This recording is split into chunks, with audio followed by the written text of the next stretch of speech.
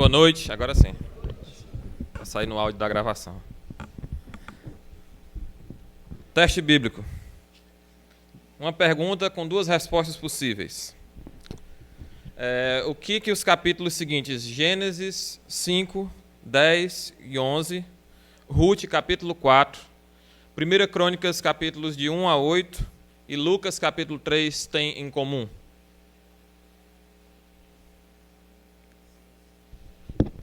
Silêncio? Quando, na hora da edição, bota o grilozinho lá. Cri, cri, cri. Existem duas respostas possíveis para essa pergunta. A primeira resposta é que esses capítulos contêm genealogias. E a segunda resposta é que talvez você pulou esses capítulos na sua leitura bíblica nesse ano, como eu pulei 1 Crônicas, capítulo 1, capítulos 1 a 8. Então vamos ler, abrir nossas Bíblias para Mateus, capítulo 1, que é outra genealogia. Mateus, capítulo 1. Alguns anos atrás, foram me dados 15 minutos para pregar no Natal aqui.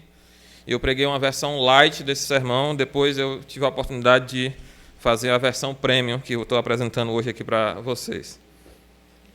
Mateus, capítulo 1, versículos de 1 até 17, já que foi lido 18 a 21 no tempo da leitura bíblica. Mateus 1, versículo 1 até o 17. Diz assim a palavra do Senhor: Livro da genealogia de Jesus Cristo, filho de Davi, filho de Abraão. Abraão gerou a Isaque, Isaque a Jacó, Jacó a Judá e a seus irmãos. Judá gerou de Tamar a Pérez e a Zera. Pérez gerou a Esrom, Esrom a Arão. Arão gerou a Aminadab, Aminadab a Naasson, Naasson a Salmão. Salmão gerou de Raabe a Boaz, e este de Ruth gerou Obed, e Obed a Jessé. Jessé gerou o rei Davi, e o rei Davi a Salomão, da que fora mulher de Urias.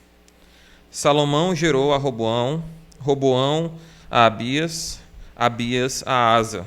Asa gerou a Josafá, Josafá a Jorão, Jorão a Uzias. Uzias gerou a Jotão, Jotão a Acais, Acais a Ezequias. Ezequias gerou a Manassés, Manassés a Amon, Amon a Josias. Josias gerou a Jeconias e a seus irmãos no tempo do exílio da Babilônia. Depois do exílio da Babilônia, Jeconias gerou a Salatiel, e Salatiel a Zorobabel. Zorobabel gerou a Abiúde, Abiúde a Eliaquim, Eliaquim a Azor. Azor gerou a Sadoc, Sadoc a Aquim, Aquim a Eliúde, Eliúde gerou a Eleazar, Eleazar a Matã, Matã a Jacó, e Jacó gerou a José, marido de Maria, da qual nasceu Jesus, que se chama o Cristo. De sorte que todas as gerações, desde Abraão até Davi, são 14. Desde Davi até o exílio da Babilônia, 14. E desde o exílio da Babilônia até Cristo, 14. Vamos orar. Pai Celeste, Senhor, nos deste as Escrituras. E toda ela, ó Pai, nos foi dada pela inspiração do Teu Santo Espírito, ó Deus. Ó Deus, nós pedimos que o Teu Santo Espírito trabalhe nos nossos corações nesse dia, através dessa passagem, ó Deus, que, à primeira vista, alguns de nós poderia desprezar como uma mera lista de nomes.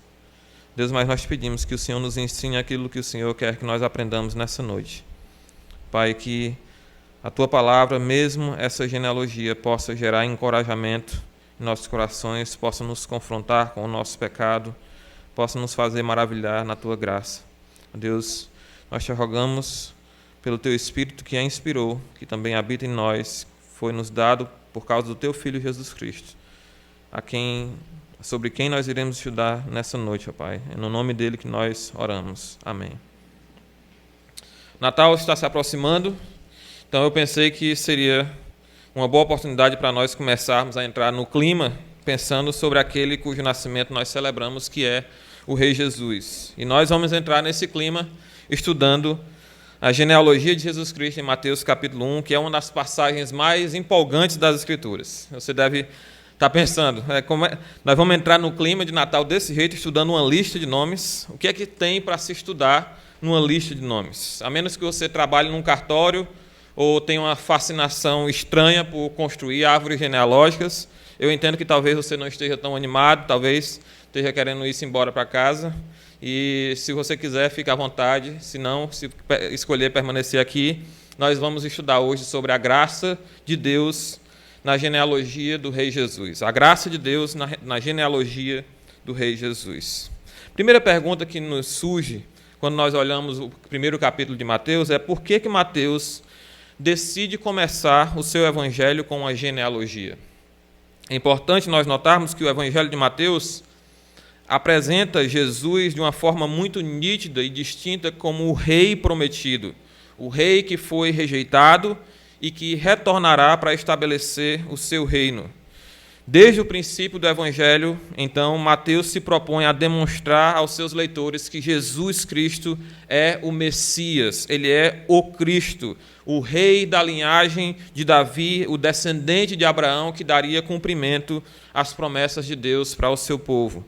Então, as genealogias que nós encontramos nas Escrituras, incluindo a de Mateus, elas geralmente têm dois propósitos possíveis. Primeiro propósito que as genealogias da Bíblia se propõem a fazer, elas servem um propósito literário. E, nesse sentido, as genealogias em Gênesis 1, ou em Gênesis 5, em Gênesis 10, Gênesis 11 e outros capítulos da Bíblia, elas são usadas para acelerar o avanço de uma narrativa histórica.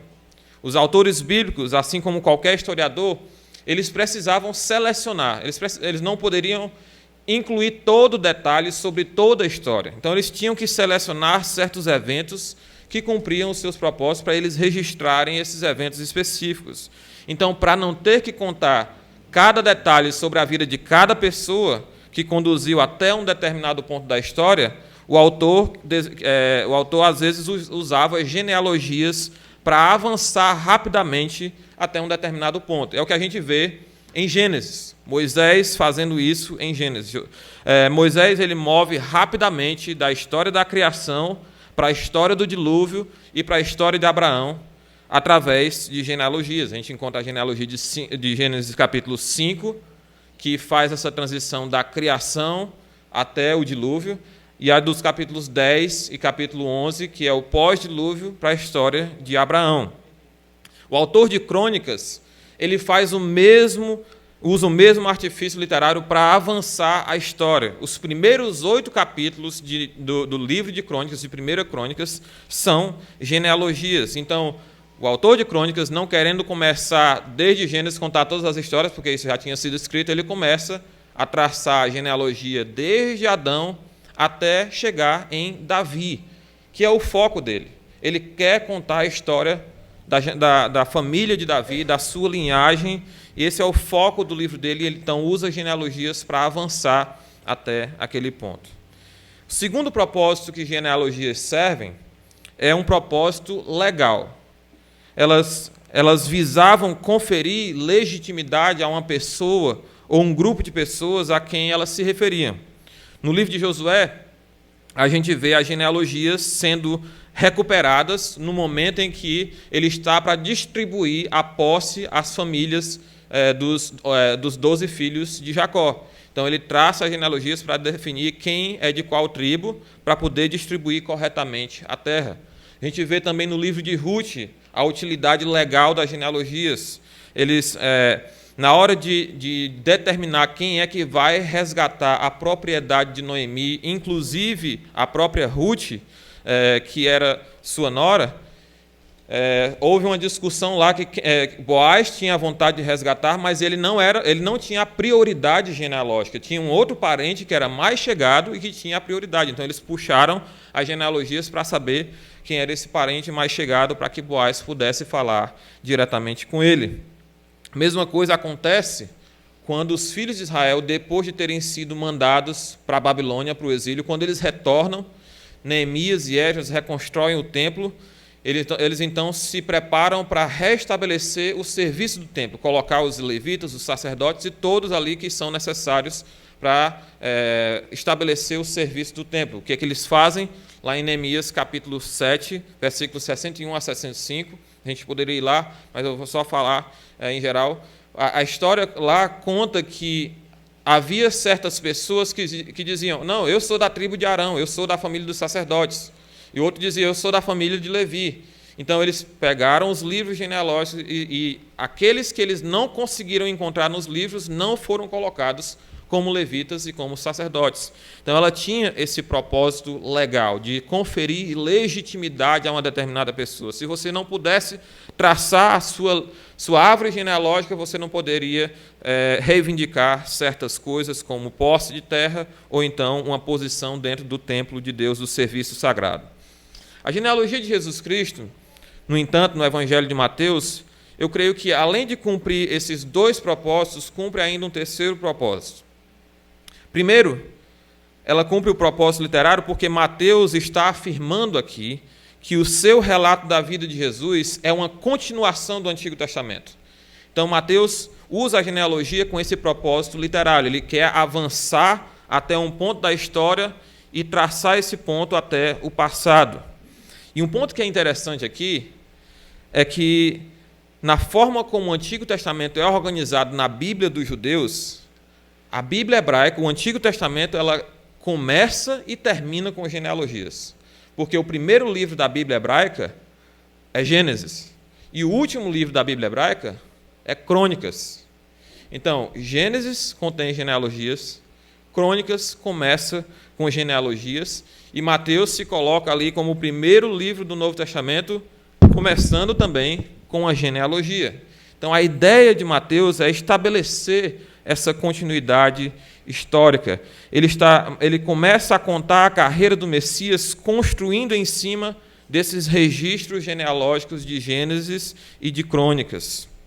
Então, ele quer estabelecer essa continuidade histórica, avançar diretamente ao ponto de chegar em Jesus Cristo, mas não sem traçar essa continuidade com o passado. Em segundo lugar, Mateus também, a genealogia de Mateus cumpre esse propósito legal, porque ele está reivindicando que Jesus Cristo é o legítimo Messias prometido. Ele é o rei de Israel que irá estabelecer o seu trono, porque ele é descendente de Abraão e ele é descendente de Davi. Mas o terceiro propósito que eu vejo aqui na genealogia de Mateus é um propósito teológico. As primeiras palavras que Mateus usa para começar o seu livro são interessantes. Livro da genealogia de. E essa mesma expressão é a expressão que ocorre lá nas genealogias de Gênesis. Livro da genealogia de Adão. Livro da genealogia de Noé. Livro da genealogia de Abraão. E assim por diante. Então, eu creio que Mateus, ao usar exatamente essas palavras, ele está sugerindo que Jesus Cristo, como Messias, ele está dando início a uma nova era.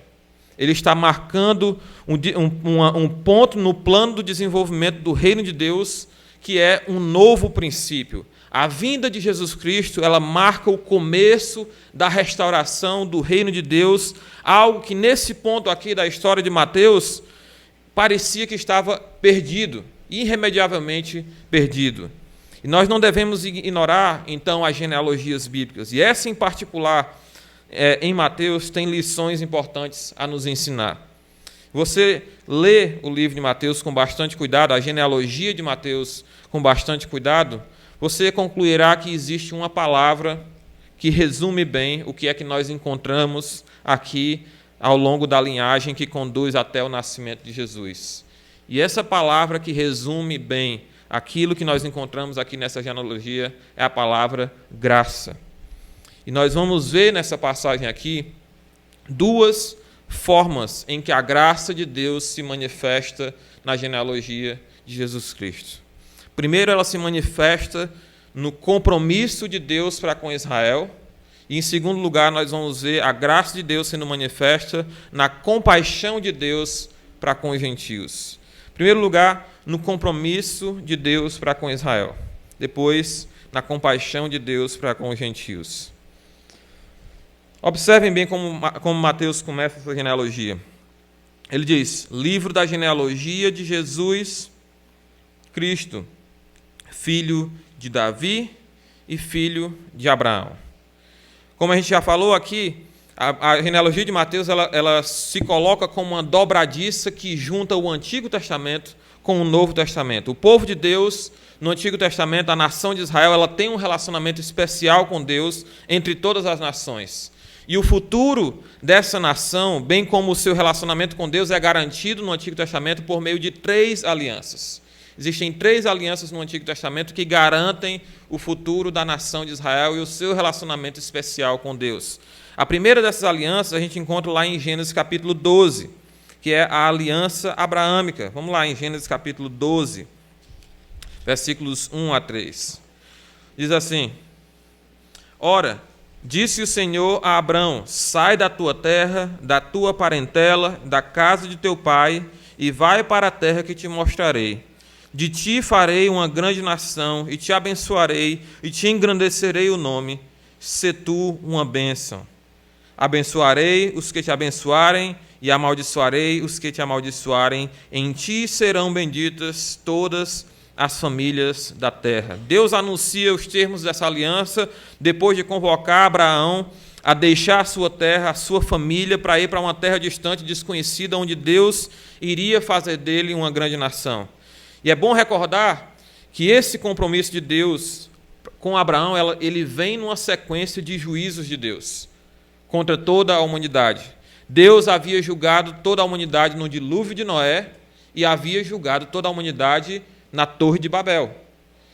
Então, essa genealogia, ou essa aliança aqui com Abraão, vem na sequência desses juízos. Então, desde a queda, a humanidade seguia numa espiral descendente de depravação, rebelião contra Deus, e ao estabelecer uma aliança com Abraão de forma unilateral, de forma incondicional, Deus se propõe a dar início à restauração da humanidade. A humanidade caiu em Adão, tudo estava perdido. E isso se mostra cada vez mais no dilúvio de Noé. Isso se mostra mais uma vez na Torre de Babel, e Deus então chama um homem com quem ele pretende recomeçar.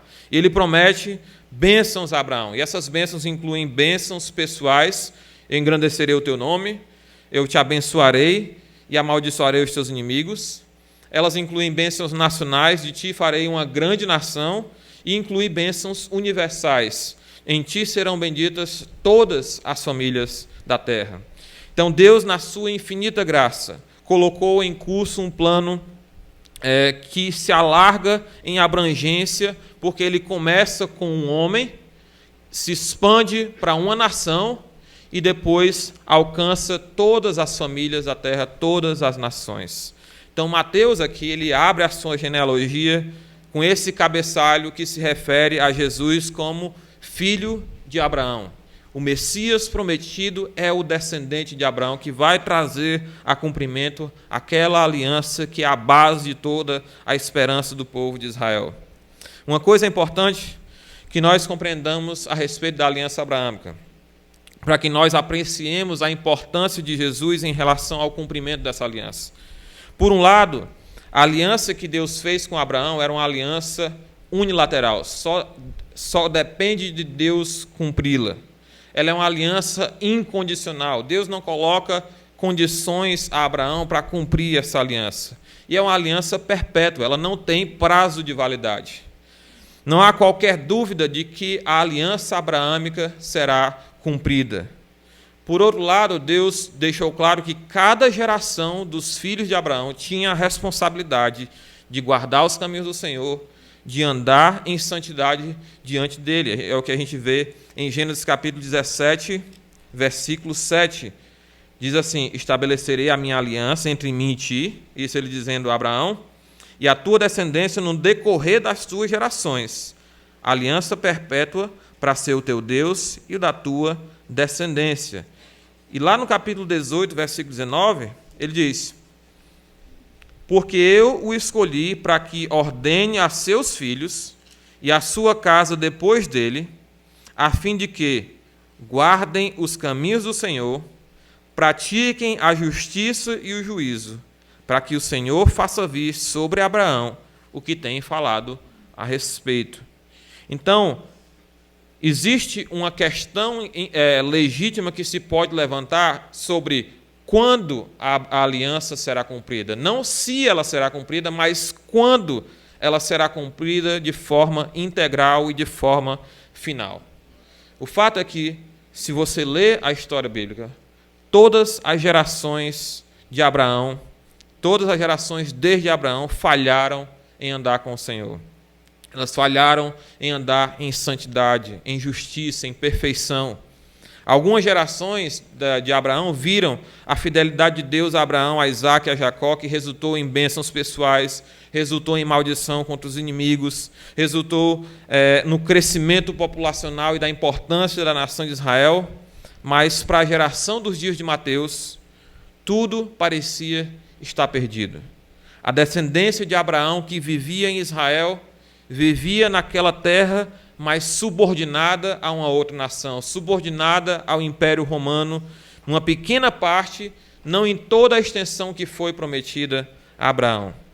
E é nesse contexto aqui que Israel está na sua terra, apenas numa parte dela, e dominada por um outro império, que Mateus identifica esse Jesus Cristo como o Messias, como o filho de Abraão.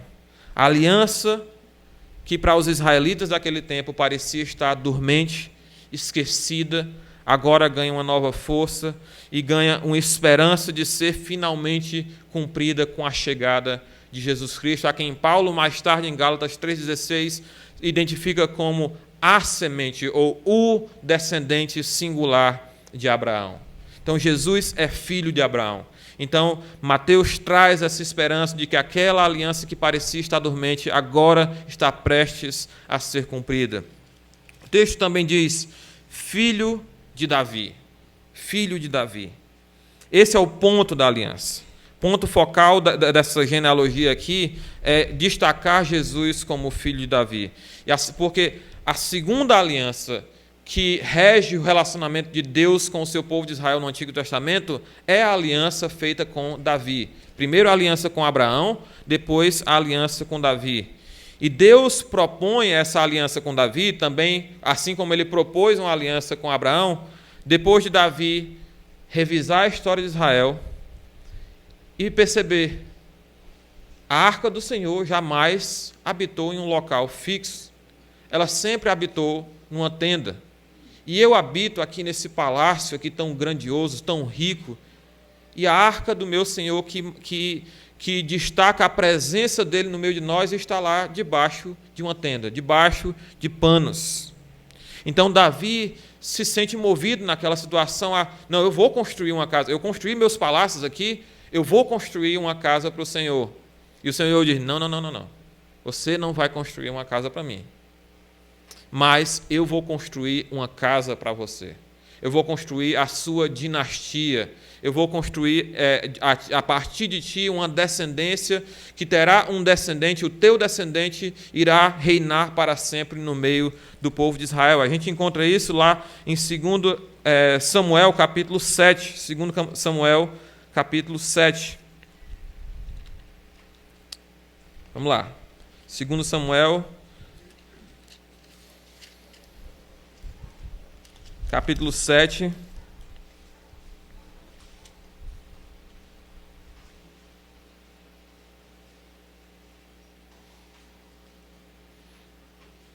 O Senhor responde a Davi, depois de ele expressar o seu desejo de construir uma casa ao Senhor. Ele diz assim, versículo 5. Vai e diz ao meu servo Davi, falando a Natã aqui, o profeta, assim diz o Senhor, edificar-me-ás tu uma casa para a minha habitação? Porque em casa nenhuma habitei desde o dia em que fiz subir os filhos de Israel do Egito até o dia de hoje. Mas tenho andado em tenda, em tabernáculo. Em todo lugar em que andei com todos os filhos de Israel, falei acaso alguma coisa com qualquer das suas tribos, a quem mandei apacentar o meu povo de Israel, dizendo, por que não me edificais uma casa de cedro? Então Deus está dizendo aqui, eu nunca fiz questão disso. Versículo 8. Agora, pois, assim dirás ao meu servo Davi, assim diz o Senhor dos Exércitos, tomei-te da malhada, de trás das ovelhas, para que fosses príncipe sobre o meu povo, sobre Israel. E fui contigo por onde quer que andastes. Eliminei os teus inimigos diante de ti, e fiz grande o teu nome, como só os grandes têm na terra. Preparei lugar para o meu povo, para Israel. Prepararei lugar para o meu povo, para Israel, e o plantarei, para que habite no seu lugar e não mais seja perturbado, e jamais os filhos da perversidade o aflijam como dantes. Desde o dia em que mandei que houvesse juízes sobre o meu povo de Israel. Dar-te-ei, porém, descanso de todos os teus inimigos. Também o Senhor te faz saber que Ele, o Senhor, te fará uma casa.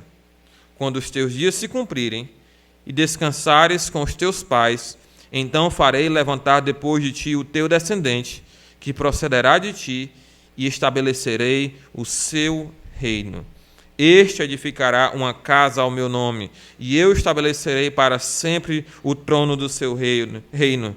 Eu lhe serei por pai, e ele me será por filho. Se vier a transgredir, castigá-lo-ei com varas de homens e com açoites de filhos de homens. Mas a minha misericórdia se não apartará dele, como retirei de Saul, a quem tirei de diante de ti. Porém, a tua casa e o teu reino serão firmados para sempre diante de ti. O teu trono será estabelecido para sempre. Então, a aliança de Davi é uma promessa de Deus de que ele iria construir uma dinastia para o rei Davi, da qual viria o rei Jesus. E a aliança davídica se conecta com a aliança abraâmica no fato de que Deus promete, dentro dessa aliança, que o povo iria habitar seguro na sua própria terra. Então, isso é especialmente significativo nos dias de Davi, porque os dias de Davi foram dias de muitas turbulências, de muitas guerras, de muitas inquietações, de muitos inimigos que Davi derrotou, e essa foi a razão porque Deus não permitiu que Davi construísse uma casa para o Senhor, porque ele derramou muito sangue. Deus também deixa claro de que o descendente de Davi é quem edificaria uma casa para o nome do Senhor, e que o reino desse descendente seria estabelecido para sempre. E nós sabemos que Salomão edificou, sim, um templo para o Senhor, um templo glorioso em Jerusalém, mas nem Salomão, nem o templo que Salomão edificou resistiram aos efeitos do pecado. Salomão se desviou por causa das suas muitas esposas, adorou outros deuses. O templo foi profanado pelas nações posteriores dos filhos de Israel, pelas gerações, na verdade, e destruído pela Babilônia. Mas ainda mais significativo do que o fato de que o filho de Davi pecou de tal maneira, que a nação falhou de tal maneira, é que o próprio Davi falhou grandemente logo depois de ter recebido essa aliança no seu pecado com Batseba. Davi falhou vergonhosamente. Davi cometeu não somente adultério contra Batseba, mas também orquestrou o assassinato do marido de Batseba. E mesmo assim, Deus não anulou a sua aliança. Os salmos cantam a respeito da aliança feita com Davi. O Salmo 89, versículo 1 até o 4, diz: Cantarei para sempre as tuas misericórdias, ó Senhor. Os meus lábios proclamarão a todas as gerações a tua fidelidade. Pois disse eu, a benignidade está fundada para sempre. A tua fidelidade tu a confirmarás nos céus, dizendo: Fiz aliança com o meu escolhido e jurei a Davi, meu servo, para sempre estabelecerei a tua prosperidade e firmarei o teu trono de geração em geração. O Salmo 132, um pouco mais na frente, também louva a Deus por causa da aliança feita com Davi. Salmo 132, versículo 11. Diz assim: O Senhor jurou a Davi com firme juramento, e dele não se apartará. Um rebento da tua carne farei subir ao teu trono. Jeremias também recebe do Senhor a confirmação de que a aliança davídica, apesar das falhas de Israel, permanece firme. apesar dos juízos de Deus sobre a nação por causa dos seus pecados, a aliança com Davi permanece firme. Em Jeremias capítulo 33, versículos 14, é importante a gente ir lá juntos nessa passagem.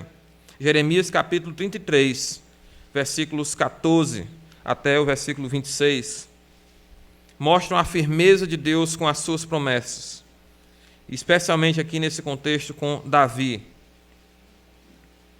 Ele fala de dias distantes, dias que são cumpridos na vida de Jesus Cristo.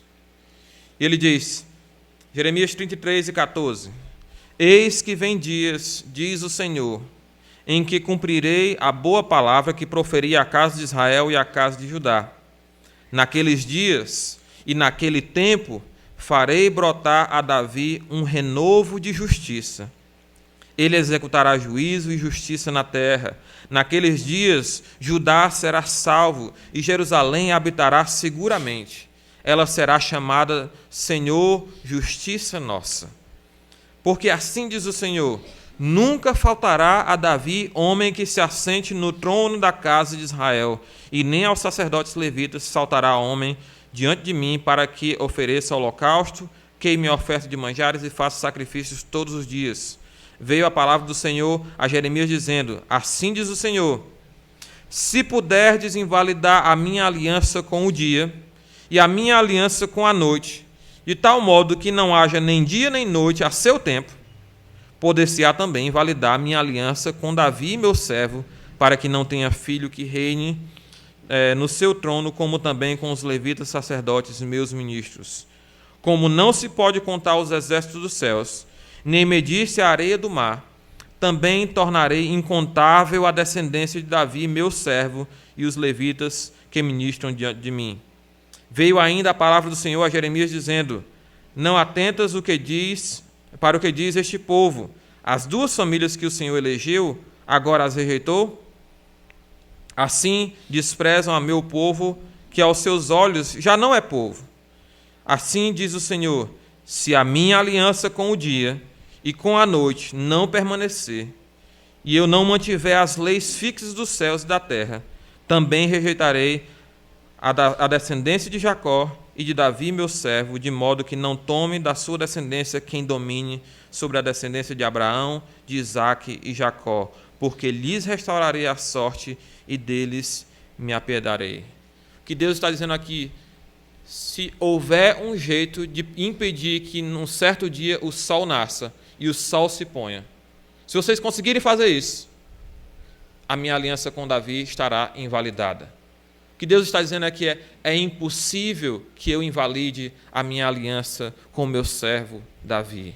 Novamente, a questão não é se Deus irá cumprir a sua aliança com Davi, mas quando Deus irá cumpri-la, ou por meio de quem Deus irá cumpri-la. A aliança que Deus fez com Abraão é firme, a aliança que Deus fez com Davi, seu servo, é firme. Eles falharam, então, mas isso não invalida a aliança. Não é novamente uma questão de se Deus irá cumpri-las, mas quando e por meio de quem Deus irá cumprir essas alianças. Então, na sua genealogia, Mateus destaca Jesus Cristo como o filho de Davi. Esse é o ponto focal dessa genealogia que Mateus monta aqui. Para a geração dos dias de Mateus, a aliança davídica parecia perdida. Israel não tinha domínio sobre a terra onde eles habitavam, muito menos alguém que ocupasse o trono de Davi. Então, a apresentação de Jesus Cristo como filho de Davi serve para mostrar que Deus não esqueceu do compromisso que ele estabeleceu com Davi e com a sua descendência. Deus havia, por fim, suscitado o descendente. Salomão não era o descendente. Deus, por fim, suscitou o descendente que poderia se assentar para sempre no trono de Davi, estabelecer um reino de justiça que não poderia jamais ser abalado. Essa é a segunda aliança que mostra o relacionamento de Deus com a nação de Israel. A aliança abraâmica, a aliança davídica e a terceira aliança que nós vemos no Antigo Testamento é a nova aliança.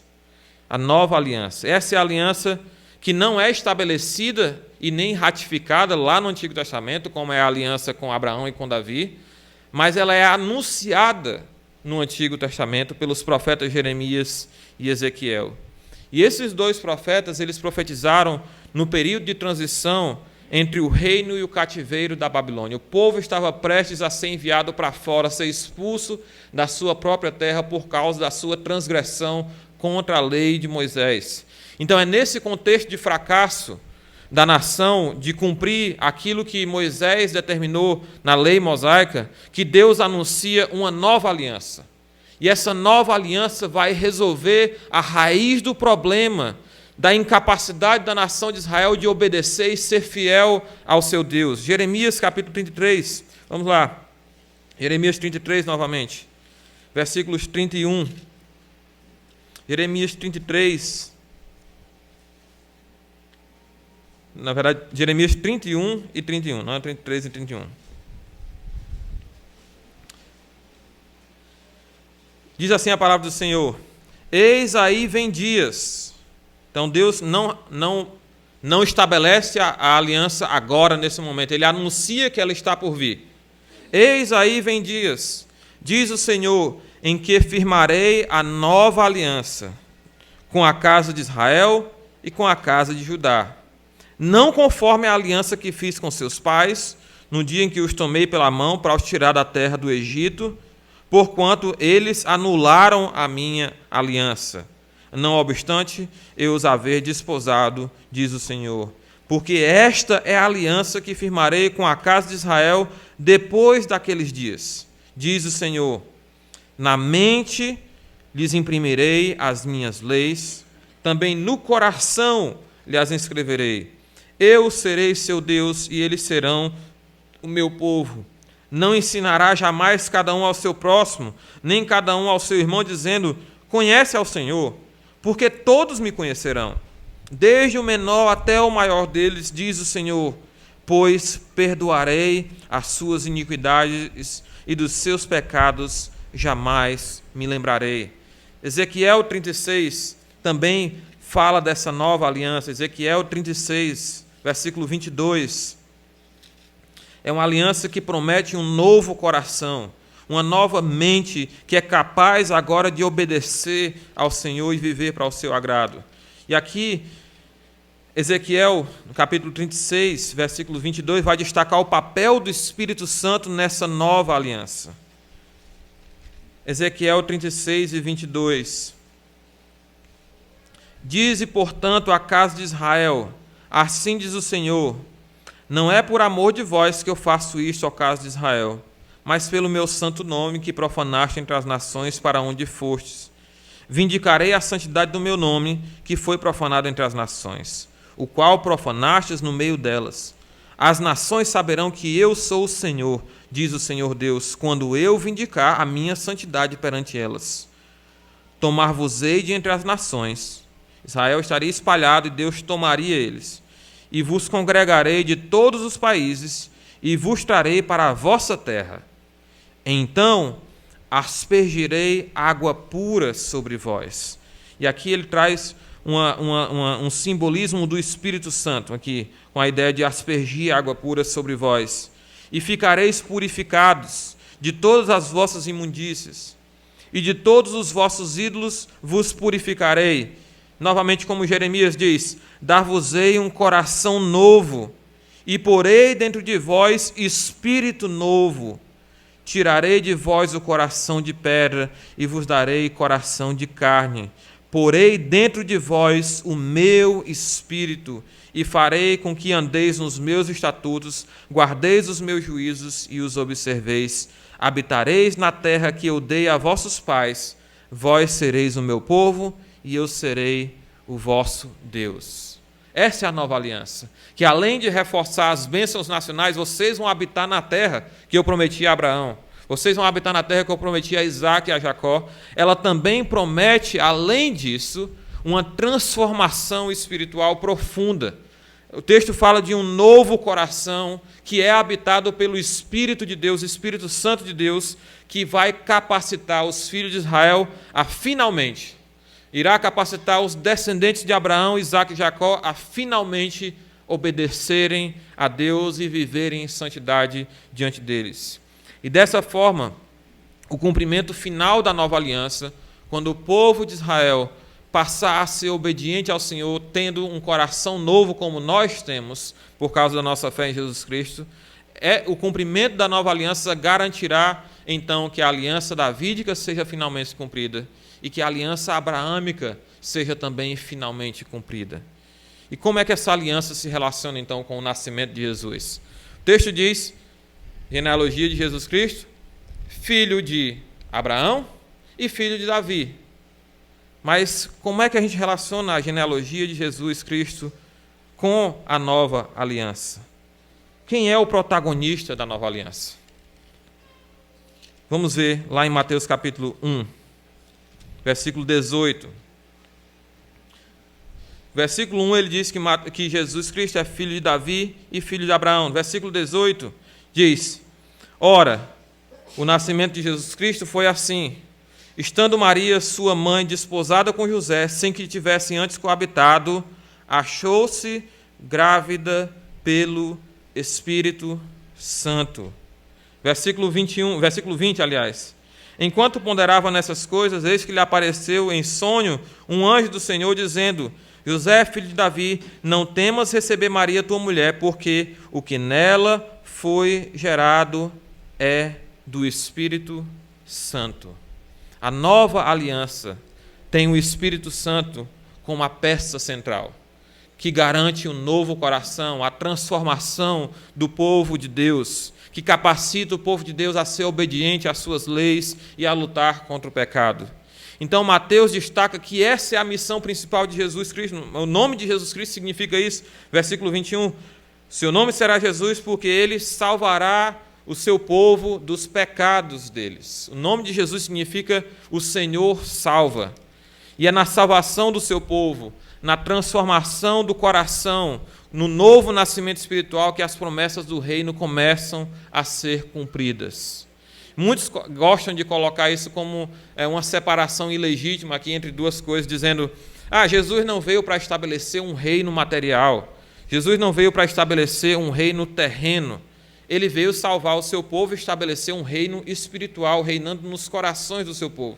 A gente ouve muito falar esse tipo de linguagem a respeito do reino de Jesus Cristo, que não é um reino material, é um reino espiritual. Na verdade, as duas coisas não são separadas. O fato é que a salvação espiritual do povo de Deus é um pré-requisito para o estabelecimento do reino material, do reino terreno de Jesus Cristo, quando ele retornar e se assentar no trono de Davi. Jesus Cristo irá retornar e estabelecer o seu trono quando Israel finalmente se arrepender, receber esse novo coração dado pelo Espírito Santo, do qual nós somos os primeiros frutos, nós somos as primícias. Significa que há mais frutos por vir, que a nação de Israel um dia irá se arrepender.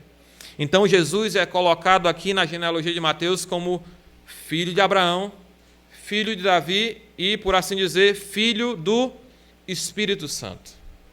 Ele cumpre a aliança com Abraão, ele cumpre a aliança feita com Davi e ele cumpre a nova aliança. Deus não se esqueceu das suas alianças, apesar dos fracassos do seu povo. E a graça de Deus se revela no compromisso de Deus de resgatar o seu povo, de fazer cumprir todas as suas promessas ao enviar o seu Filho ao mundo. Deus é fiel, Deus cumpre as suas promessas e a sua graça se mostra no seu compromisso para com o seu povo de Israel. Essa é a primeira demonstração da graça de Deus na genealogia de Jesus, no seu compromisso com o seu povo de Israel. Em segundo lugar, nós vemos a segunda demonstração da graça de Deus na compaixão de Deus para com os gentios. Quando você examina genealogias, existe uma estratégia importante que você deve tomar, que é notar os desvios da norma. Normalmente, você vai observar numa genealogia a seguinte expressão, repetida: fulano gerou Beltrano. Ou fulano gerou Beltrano quando tinha X anos. É o que vai se repetir. Toda genealogia vai ter alguma coisa desse tipo. No entanto, em praticamente todas as genealogias que a gente observa na Bíblia, o autor faz certos desvios dessa norma, para ressaltar certas informações que ele quer que os seus leitores notem como relevantes. E há vários desses desvios na genealogia de Mateus aqui. Mas existe um em particular que eu quero destacar. Algo incomum na genealogia que Mateus traz aqui no capítulo 1, que é a inclusão de mulheres. Você pode observar as genealogias do Antigo Testamento, quase nenhuma delas menciona as mulheres. Só os pais, os avós, mas nunca as mulheres. E a genealogia de Jesus Cristo traz 5 mulheres: Tamar, Raabe, Ruth, Batseba e Maria. E o que é notório, mais ainda, a respeito dessas mulheres, não é apenas o fato de que elas são mencionadas na genealogia do rei Jesus, mas a forma como elas entraram na genealogia de Jesus. Tamar é a primeira. Versículo 3. Judá gerou de Tamar a Pérez e a Zera. E essa história se encontra lá no Gênesis capítulo 38. Vamos lá. Tamar aparece na Bíblia no capítulo 38. Judá, que era um dos 12 filhos de Jacó, havia se afastado dos seus irmãos depois daquele episódio no capítulo 37, em que eles decidem matar a José, mas acabam não matando, mas vendem ele como escravo, né, para os ismaelitas que estavam passando ali. Ele é levado para o Egito.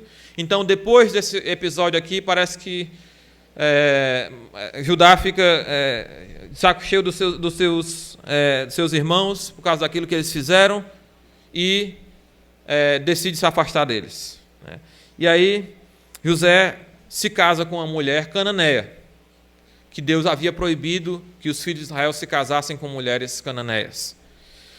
Então, com essa mulher, Judá tem 3 filhos, e cada um mais ruim de natureza do que o outro. O primeiro filho se chama e o segundo se chama Onã, e o terceiro se chama Selá. Então, Judá casou o seu primogênito, com uma mulher também cananeia, e essa mulher se chamava Tamar. Então, era tão mau que Deus o matou. O texto diz que Deus o matou.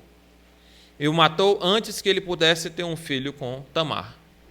E aí, a lei do levirato que existia naquele tempo determinava que, se um irmão casasse com uma mulher e morresse antes de ter um descendente, o seu irmão seguinte deveria casar com a mulher, e o primeiro filho que ele tivesse seria considerado filho do seu irmão que faleceu. E Onã, que também não era peça boa, decidiu que não iria cumprir o seu levirato para com o seu irmão. Ele sabia que o filho que ele teria legalmente não seria considerado como dele. Então ele casou-se sim com Tamar, mas utilizou um método contraceptivo, né, para não gerar filhos, e novamente o Senhor o matou. E aí Tamar ficou sem filhos. E o próximo filho de Judá era Selá, que ainda era criança, era muito pequeno para casar. Então Judá pediu: olha, espere até ele crescer, para que ele possa cumprir o levirato para com para com Onã, que morreram. Então ela decidiu: certo, eu vou esperar. Muito tempo se passou. Tamar foi para uma outra cidade, e Selá já havia crescido, e parecia que Judá não iria cumprir sua promessa de casar o seu filho. Então, quando a esposa de Judá morreu, depois desses episódios, Judá foi para a cidade onde Tamar morava, sem saber que ela morava lá, para afogar suas mágoas. Então, quando Tamar escutou que Judá estava na cidade e que ele não tinha cumprido aquela promessa que ele tinha feito, ela decidiu usar os seus próprios meios para garantir a sua posteridade. Ela se disfarçou de prostituta, seduziu Judá, que não tinha dinheiro para pagar o serviço, e pediu o seu selo, o seu cordão e o seu cajado como garantia de que depois ele pagaria pelo serviço, né, para ter relações com ela. Então Tamar ficou grávida do seu próprio sogro. E aí, 3 meses depois, corre a notícia de que Tamar está grávida. E Judá escuta que ela está grávida e diz: pode mandar queimar essa sem vergonha. Então, mas ela finalmente, quando escutou isso, ela deu o golpe de mestre. o homem de quem pertence esse selo, esse cordão, esse cajado, é o pai do meu filho. E Judá não pôde fazer nada, o filho era dele. E então Tamar teve 2 filhos, Pérez e Zera, que aparecem na genealogia de Jesus Cristo. Então, uma mulher cananeia que se disfarçou de uma prostituta entra na genealogia de Jesus Cristo. A segunda mulher que aparece na genealogia de Jesus é Raabe. E Raabe aparece lá na Bíblia pela primeira vez em Josué capítulo 2. Josué capítulo 2. Diferente de Tamar, Raabe não precisou se disfarçar de prostituta, porque ela era uma prostituta. Então, essa foi a mulher que abrigou os 2 espias de Israel quando eles iriam invadir a cidade de Jericó. E mentiu para os seus compatriotas, dizendo que os espias foram por tal caminho, quando eles, na verdade, tinham ido por outro, para que ela pudesse deixar ir livres esses 2 espias. E ela fez isso porque ela ouviu falar do que Deus fez no Egito, tirando os filhos de Israel por meio do Mar Vermelho. Ouviu falar como Deus havia derrotado reis poderosos como Og e Sion, que eram reis temidos na Transjordânia. E Deus estava com o seu povo derrotando povos mais fortes do que eles. Então ela temeu quando soube que os filhos de Israel estavam vindo para Jericó. Então ela passou a crer em Deus a partir daquilo que ela ouviu, e é por isso que ela enganou os seus próprios compatriotas e ajudou os filhos de Israel e eventualmente casou com israelitas, se juntando ao povo de Deus. Ruth é a terceira que aparece na genealogia de Jesus Cristo. E ela é bem conhecida porque tem um livro com o nome de Ruth. E a narrativa do livro de Ruth se passa num dos períodos mais tristes da história de Israel, que é o período dos juízes. Que, a exemplo dos anteriores, das mulheres anteriores, Ruth também era uma estrangeira. Raabe era uma estrangeira, era uma cananeia de Jericó. Tamar também era uma estrangeira. Ruth era de Moabe. E ela passa a ter o conhecimento de Deus, do Deus verdadeiro, quando uma família de Belém de Judá se muda para Moabe, fugindo da fome, porque Deus havia julgado a terra de Israel por causa do seu pecado. Então, Ruth se casa com o filho de Noemi, que é da descendência de Judá. Eventualmente, os filhos de Noemi morrem lá em Moabe, e Noemi decide retornar, seu marido também morre, e ela decide retornar para a terra. As suas noras insistem em ir com ela. Ela diz: não, eu não tenho mais filhos para vocês casarem, voltem para a casa da mãe e do pai de vocês.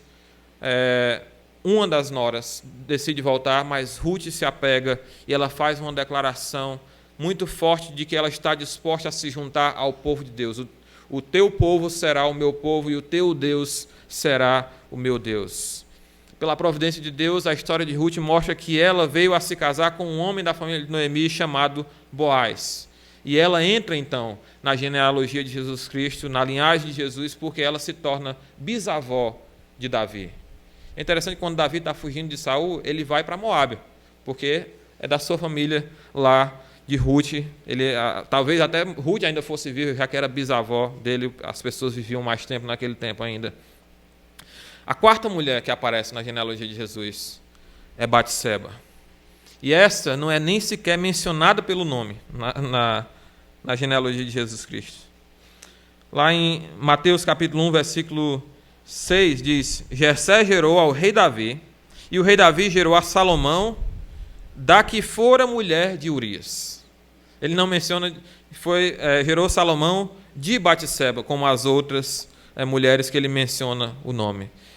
Mateus se refere a ela como a mulher de Urias. Eu creio que Mateus faz isso exatamente para enfatizar aqui a referência ao pecado do adultério de Davi com essa mulher do seu fiel soldado chamado Urias. Batseba talvez não fosse estrangeira, mas ela era casada com um estrangeiro, porque Urias é dito como Urias o Eteu, que era uma nação estrangeira. Ela era filha de guerreiros do exército de Davi, filha de um dos conselheiros de Davi. Então, embora ela não fosse estrangeira por nascença, ela talvez fosse estrangeira por matrimônio, por ter se casado com um heteu. E Davi a tomou em adultério. Davi a tomou em adultério no tempo em que ele deveria estar na guerra, mas ficou no palácio, acordou de tarde e viu ela se banhando e decidiu tomá-la para si, e ela acabou engravidando. E Davi passa então a planejar como ele vai esconder o seu pecado. Traz Urias, que está na batalha, deixa ele passar uns 2 dias aqui com a sua mulher, ele deve estar muito tempo lá, deve estar cansado, traz ele para cá, ele com certeza vai gostar de passar uma noite, umas 2 noites com a mulher dele. Então, Davi traz Urias, mas Urias, sendo um homem nobre, ele decide não lançar mão dessa regalia que o rei está lhe concedendo, porque ele está pensando nos seus outros soldados. Eu não posso fazer isso enquanto os meus companheiros estão lá na guerra. Então Davi ficou sem solução. Urias não iria aproveitar o presente que Davi estava lhe dando, presente de grego, aliás, mas a solução então agora de Davi era matar Urias. Então ele coloca Urias na frente da batalha para que ele morra, o que de fato acontece. O pecado estava escondido dos homens, mas não de Deus. Então o profeta Natã recebe uma revelação do Senhor sobre o pecado de Davi e confronta veementemente a Davi. Tu és o homem. Você tomou a única mulher do teu soldado. E a criança que é fruto dessa relação irá morrer. E de fato a criança morre, e depois Davi tem um outro filho com Batseba que se chama Salomão. E é a partir de Salomão que a linhagem de Davi, de Jesus irá ser traçada. A última mulher que é mencionada na genealogia de Jesus Cristo é Maria. A mãe de Jesus, talvez não, certamente não uma estrangeira como as outras. Nem se envolveu em pecados tão alarmantes como as outras. Mas ela foi tida por traidora do seu marido. Ela foi tida como fornicadora por ter ficado grávida antes de se casar com José, e José considera deixá-la, secretamente, porque ele acredita que ela traiu ele.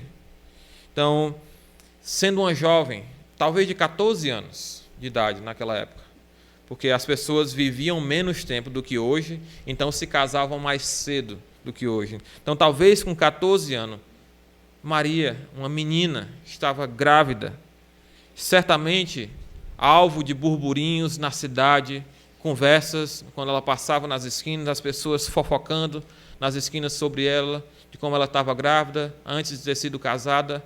Certamente foi algo difícil para essa jovem, por estar grávida do Espírito Santo. E a grande pergunta em relação à inclusão dessas mulheres na genealogia de Jesus é: o que é que Mateus quer ensinar com isso? Por que ele incluiria mulheres suspeitas na genealogia de Jesus Cristo?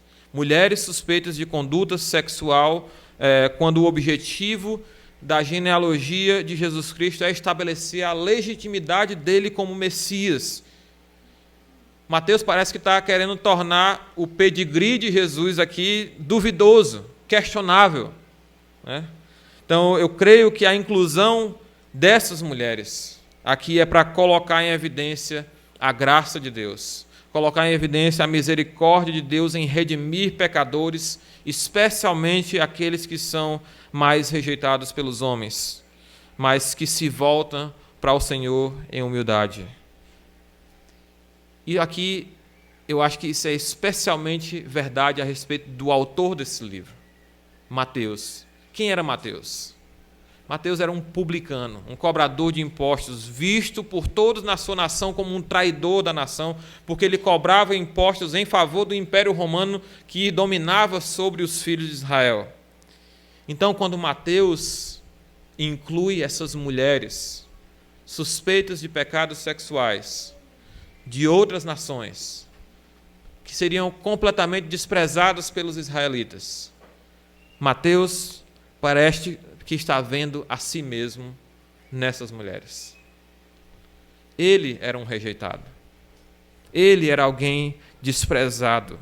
E quando ele olha para essas mulheres, ele vê a mesma graça de Deus que o salvou na vida dessas mulheres.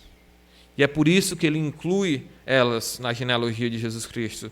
Pela graça de Deus, essas mulheres pecadoras e estrangeiras vieram a ser parte da genealogia, da linhagem humana do Senhor Jesus. A mesma graça que salvou Mateus, um desprezado, salvou também essas mulheres de tal forma que elas vieram a ser parte da genealogia do rei. E considerando o livro como um todo, de Mateus, parece que Mateus está, desde esse ponto já aqui, preparando o terreno para o fato de que Jesus vai ser rejeitado. Jesus vai ser rejeitado, e essa rejeição começa lá no capítulo 12. Ela, especialmente no capítulo 13 em diante, Jesus Cristo dá um basta naquilo que os fariseus estavam fazendo. Os líderes religiosos rejeitaram a Jesus porque as origens de Jesus desqualificavam a Jesus. Esse homem é de Nazaré. Tem alguma coisa boa pode sair de Nazaré? Esse homem é filho de uma mulher que a gente acha que cometeu adultério. Esse homem, olha a genealogia dele. O que tem de bom nesse homem? O que tem de bom na cidade de onde ele vem? Esse homem não pode ser o Messias. E por causa do seu orgulho, daquilo que eles esperavam que fosse ser Jesus Cristo, eles ignoraram as profecias a respeito de Jesus Cristo, que diz que ele seria chamado Nazareno, que ele viria de Belém, Efrata, uma das menores cidades de Judá. Eles esperavam um outro Messias, não esse, que demonstra graça para com os pecadores. Um outro ponto importante aqui é que a aliança abraâmica inclui entre os seus termos bênçãos sobre todas as famílias da terra, através da descendência de Abraão. E o Messias, lá em Isaías capítulo 49, versículo 6, é chamado de luz para os gentios. O fato de que a maioria dessas mulheres aqui são gentias, não são de Israel, mostra que Deus está cumprindo a sua promessa com Abraão de que eu abençoarei todas as famílias na terra, quando ele inclui os gentios, quando ele inclui os estrangeiros, as outras nações dentro da genealogia de Jesus Cristo. Nós podemos ver claramente que a graça de Deus não se limita ao povo do Antigo Testamento de Israel, ela se estende além das fronteiras de Israel, ela alcança os confins da terra e, de fato, ela alcançou a mim e alcançou a você aqui no Brasil. Deus não esconde os podres do seu povo. Deus não esconde as falhas dos seus servos para tornar a mensagem dele mais apresentável, menos chocante.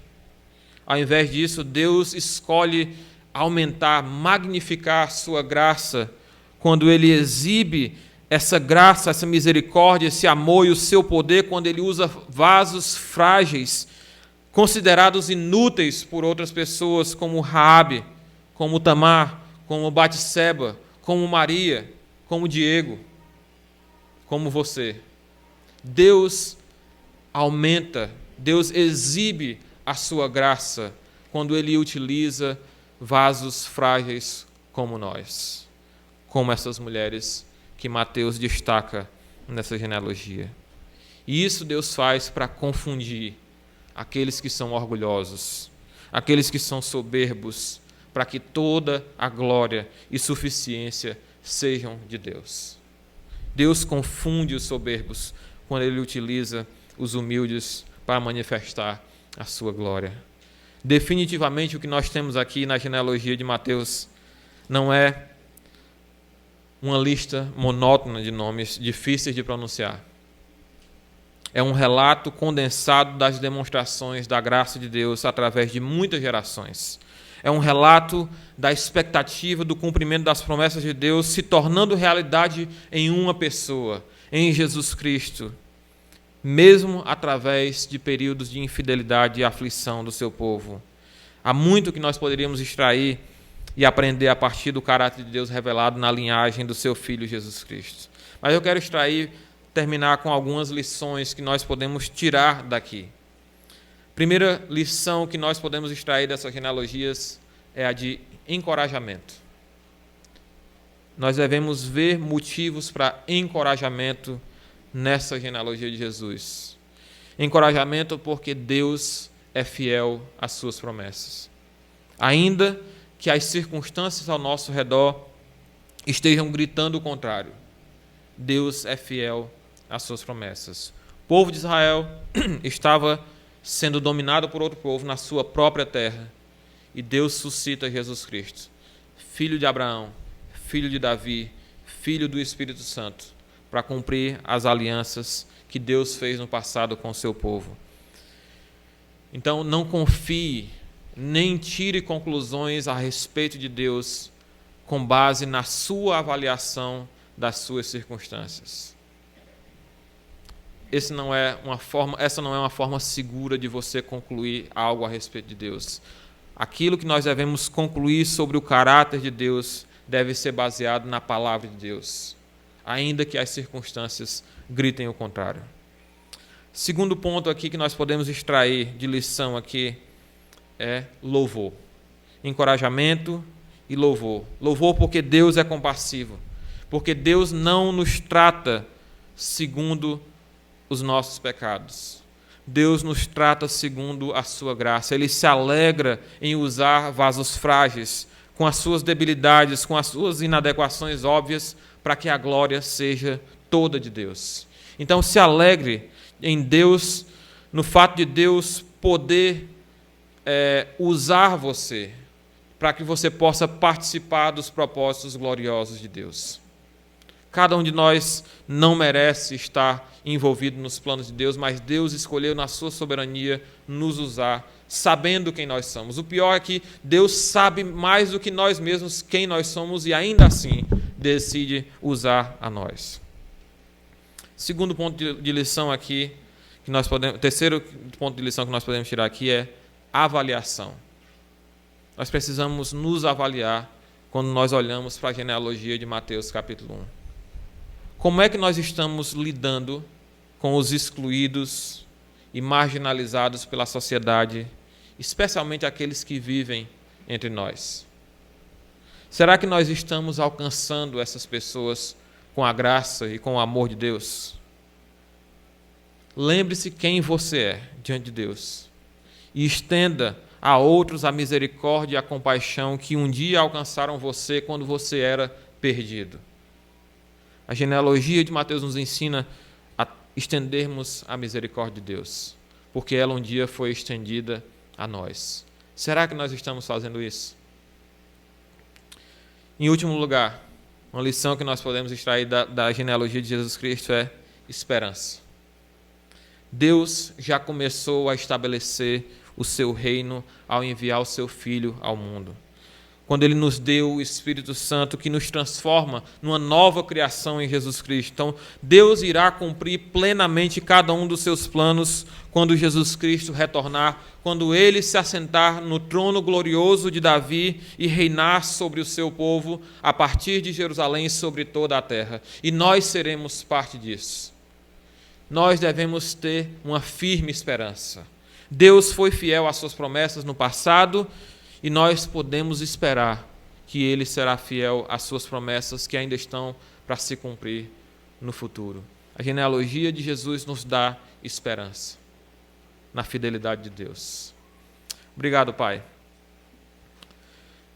pela Tua graça e misericórdia demonstradas na vida do Teu Filho, Pai,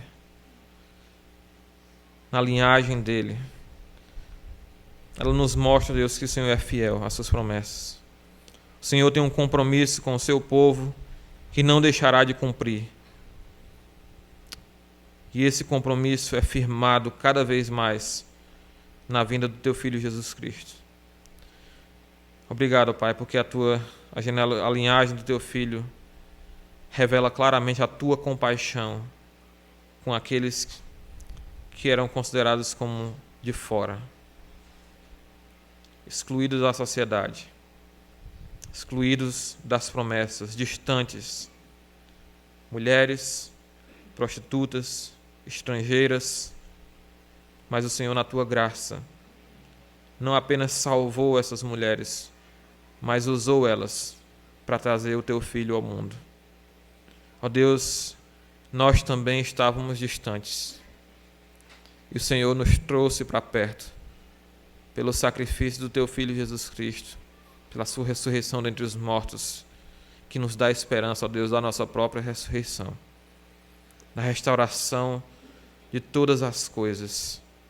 Nós que agora gememos, ó Pai, junto com a tua criação, nós temos uma viva esperança, fundamentada no nome precioso de Jesus Cristo, no qual oramos. Amém.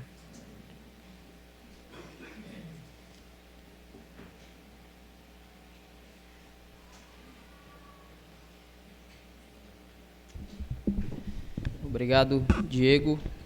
Uma boa noite a todos e que Deus abençoe os irmãos.